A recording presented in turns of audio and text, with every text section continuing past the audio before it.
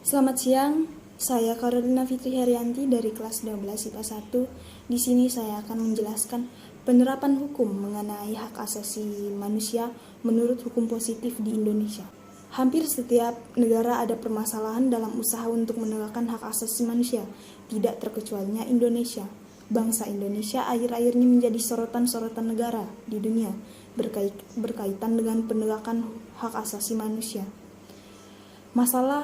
Masalah penegakan HAM selalu beriringan dengan masalah penegakan hukum, di mana hal ini menjadi salah satu hal krusial yang paling sering dikeluhkan oleh masyarakat Indonesia pada saat ini, yaitu lemahnya penegakan hukum. Sesuai dengan Undang-Undang Dasar 1945 pada pasal 1 ayat 2 bahwa kedaulatan berada di tangan rakyat dan dilaksanakan menurut Undang-Undang Dasar, jelaslah bahwa negara Indonesia ialah suatu negara yang berdasarkan oleh Undang-Undang Dasar yang mengatur segala sendi-sendi kehidupan dan peraturan-peraturan yang bermula dari kedaulatan rakyat yang didelegasikan kepada negara yang bermuara demi kedaulatan rakyat itu sendiri. Karena walaupun sebenarnya perangkat-perangkat yang ada dirasa sudah cukup memadai, tetapi dalam realitanya hukum masih belum menunjukkan keadaan seperti yang diharapkan. Pada materi ini, yang menjadi pertanyaan pada saat ini adalah bagaimana penerapan hukum pada pelanggaran hak asasi manusia dan juga lembaga manakah yang mengadili para pelanggar hak asasi manusia. Tujuan saya mempertanyakan ini adalah untuk mengetahui penerapan hukum pada pelanggaran hak asasi manusia dan juga untuk mengetahui lembaga manakah yang mengadili para pelanggaran hak asasi manusia.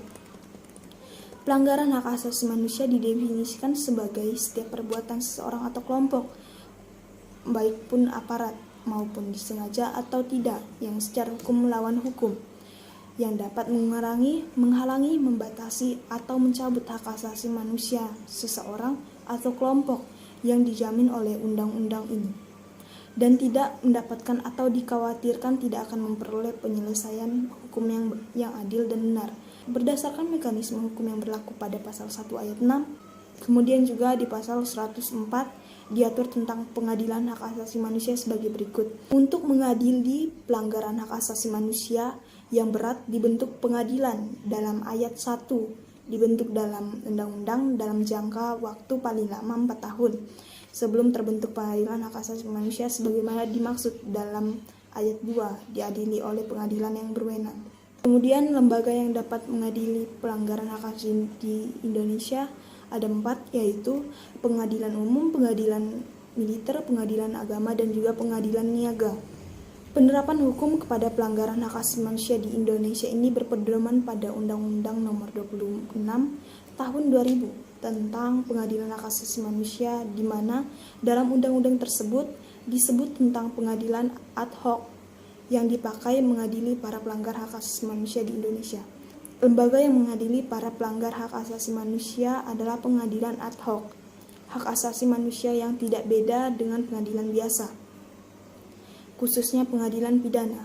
Sebab pada hakikatnya, pengadilan pidana juga mengadili pelanggaran hak asasi manusia yang bersifat khas adalah bahwa pelanggaran hak asasi manusia berkaitan dengan kesepakatan internasional. Sekian penjelasan dari saya, semoga dapat bermanfaat. Saya ucapkan terima kasih dan selamat siang.